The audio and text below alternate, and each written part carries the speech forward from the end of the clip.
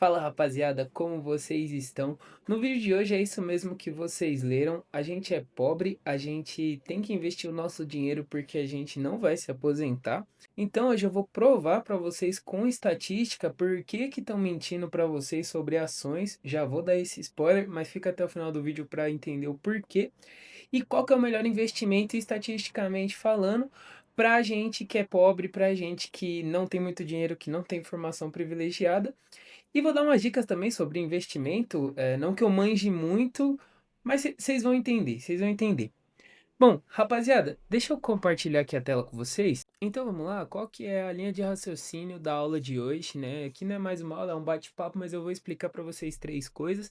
Primeiro, o que que é população e amostra e por que que eu vou explicar isso? Vocês vão entender, são conceitos estatísticos que vocês precisam entender.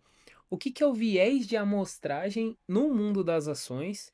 Isso aqui é muito interessante porque vocês vão aprender e vocês podem usar para literalmente qualquer coisa. Isso aqui vai ser incrível, vocês vão parar de ser burro quando vocês verem gráfico. E qual que é o melhor investimento para a gente que é pobre, tá? E a gente que é pobre, eu já vou explicar o que que é ser pobre, porque a gente precisa alinhar esse conceito, que é uma coisa que é uma loucura, vamos ver.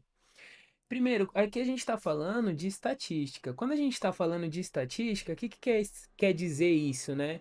Passando uma moto aqui.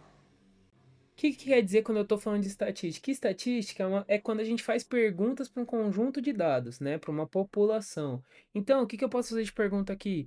Ah, quantos vermelhos eu tenho? Quantos por cento é azul? Quantos por cento é triângulo? Aqui tudo isso é estatística, né? E a estatística pode ser feita em cima de uma população, que é o grupo inteiro do que eu estou falando. Então, por exemplo, em cima de todas as formas geométricas que eu tenho, que são essas daqui, o que que eu posso fazer? Ou eu posso criar uma amostra e tem vários motivos para a gente criar a amostra em cima disso, para eu poder tirar informação sobre isso. Vou dar um exemplo claro aqui para vocês. Censo do IBGE, população amostra. A ideia é que seja a população, porque eles tentam falar com todas as casas, passar em todas as casas possíveis, né? Agora, por exemplo, uma pesquisa eleitoral já é uma amostra, porque eles não fazem pergunta para todo mundo. Então, eles tentam pegar uma parcela da população para tentar tirar alguma informação sobre alguma coisa. Vou fazer uma pesquisa, eu preciso tirar uma amostra sobre o público que eu quero, sobre a população que eu quero. Ah, eu vou criar um modelo de machine learning, tá? Para quem já está aqui no canal já manja um pouco mais de machine learning. Eu quero criar um modelo de machine learning. Eu tenho um público lá com 1 milhão de população, só que o meu computador não roda isso. Eu vou criar uma amostra disso, né? Vocês estão acostumados com isso, então para quem não tá, isso aqui a gente tem que ter muito claro na nossa cabeça. O que que é população e o que que é amostra. Tem um problema quando a gente faz uma amostra que é assim. Deixa eu até tirar minha carinha daqui, jogar um pouquinho mais pro meio aqui pra vocês verem o que eu escrevi. Mas vamos lá. A população, a gente pode tirar dessa população uma amostra não enviesada ou uma amostra enviesada. E eu sei que não faz muito sentido o que eu tô falando com ações, mas eu já vou chegar nesse ponto e já vou chegar como que eles enviesam amostras para vocês acreditarem em papinho de influenciador de finanças. Então vamos lá, o que que é uma amostra não enviesada? É uma amostra que tenta parecer o máximo possível com a minha população, né? Então aqui eu tenho a minha população com todo mundo que eu quero analisar. Eu tiro uma amostra não enviesada. Qual que é a melhor forma de fazer isso? Aleatoriedade. Você vai pegar essa amostra aqui de uma maneira aleatória em cima dessa população. Pode ser que a amostra saia um pouco enviesada algumas vezes que você rodar uma aleatoriedade em cima disso? Pode. Mas essa é a forma mais eficaz da gente garantir o mínimo de erro possível quando a gente tem que trabalhar com uma amostra. Porque a amostra ela vai servir para dar um cheiro sobre as medidas estatísticas da população inteira.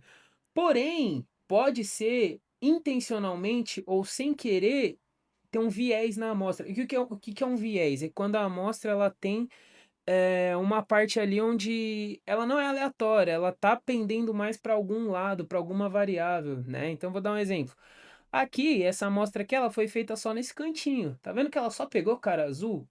Então, se eu olho essa amostra que eu falo, qual que é o percentual de azul aqui? 100%. Isso se reflete na população? Não. Então, isso aqui é uma amostra enviesada. Como que eu faço isso no mercado de ações? Como que eu crio uma amostra no mercado de ações? Ou melhor, como que fazem isso e enganam você que é um cara que se acha super inteligente? Você é super inteligente. Eu sou burro. Eu sou burro. Em relação a ações, eu sou burro, eu admito. Mercado, assim, de investimentos, eu prefiro aceitar que sou burro e já vou explicar para vocês o porquê disso. Mas você que é inteligente, você vê lá o canal, lá o primo endinheirado lá, cheio de informação dos outros influenciadores, mostrando para você que você deveria investir em ações, que você deveria investir em renda fixa. E a maioria dos exemplos que eles usam é isso aqui, ó. Que é a população? Vamos trazer isso aqui para o mundo real. Eu tô falando aqui da ação da Petrobras, PET R4. Então, aqui é a ação da Petrobras desde lá de trás, desde 2006 até o momento atual, 8 de setembro de 2025, né? Então, eu tô trazendo todos os valores que essa ação já teve. E aí, quando você vai ver quando te mostram uma ação, eles dificilmente vão te mostrar a população da ação. O que é a população da ação? É tudo isso aqui, ó. Geralmente é gerado uma amostra. Então, o seu influenciador de finanças favorito vai lá e vai pegar. Eu não tô falando que todo mundo é assim, tá, gente? Só que entenda que é muito vantajoso para influenciadores de finança mostrar para você um potencial que poderia ter acontecido se você tivesse investido em certas condições para poder te vender algum curso de como você fazer análise gráfica, como você fazer esse tipo de coisa, tá? Eu já vou chegar nesse ponto, mas não tô falando que todo mundo é assim, não. Mas isso aqui acontece muito. Eles vão gerar uma amostra aqui do que você poderia ter feito, e aí o influenciador de finanças vai falar assim: pô, se você investisse aqui e tirasse aqui, você teria transformado R$ 13 em 26 em 2 anos. Se botasse 1.000, vinha 2.000, ou seja, 50% de rendimento ao ano. Pô, tá bom demais, né? Tá da hora, mas isso aqui é muito específico, isso aqui é uma amostra enviesada. E aí, de novo, onde a gente volta naquilo, uma amostra ela pode ser enviesada propositalmente ou de maneira aleatória, assim, ela pode chegar com viés de maneira aleatória, a gente aceita ela mesmo assim.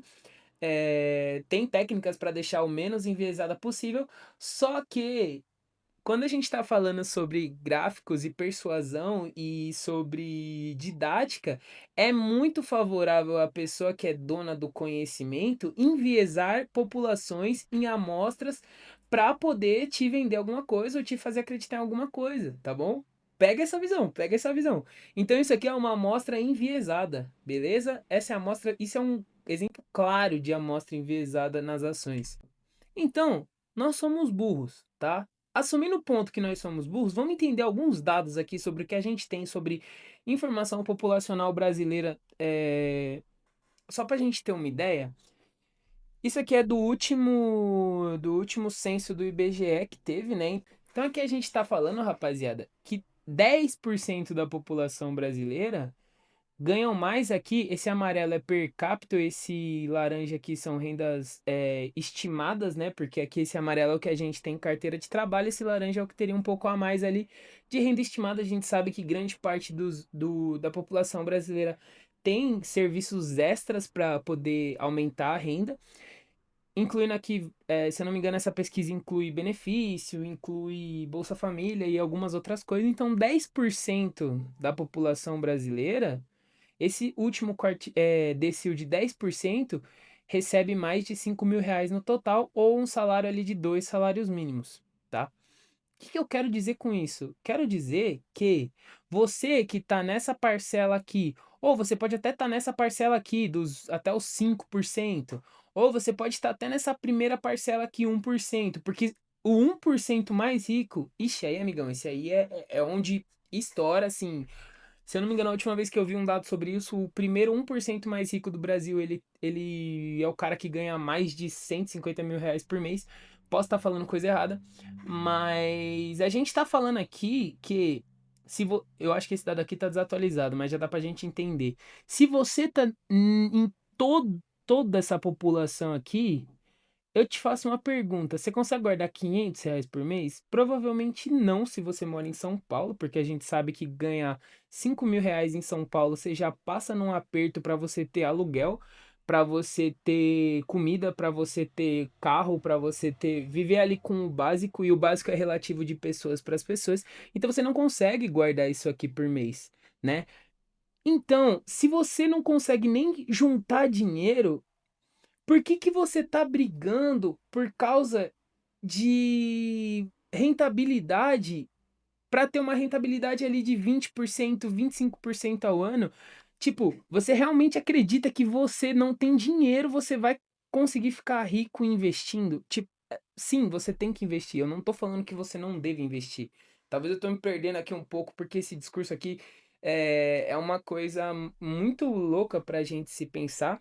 Mas o que eu quero dizer é o seguinte: se você focar em perder o teu tempo aprendendo a investir, você tá focando na coisa errada, né? Não faz sentido o que eu tô falando? Você tá focando na coisa errada. Principalmente porque quando a gente pega, por exemplo, grandes nomes do mercado, a gente sabe, por exemplo, que o Warren Buffett, que é um investidor, um dos mais famosos do planeta, provavelmente a pessoa que mais fez dinheiro investindo em ações, tem uma rentabilidade média anual de 20% ao ano, né? Então, assim, você acha que você vai bater o Warren Buffett de 20%?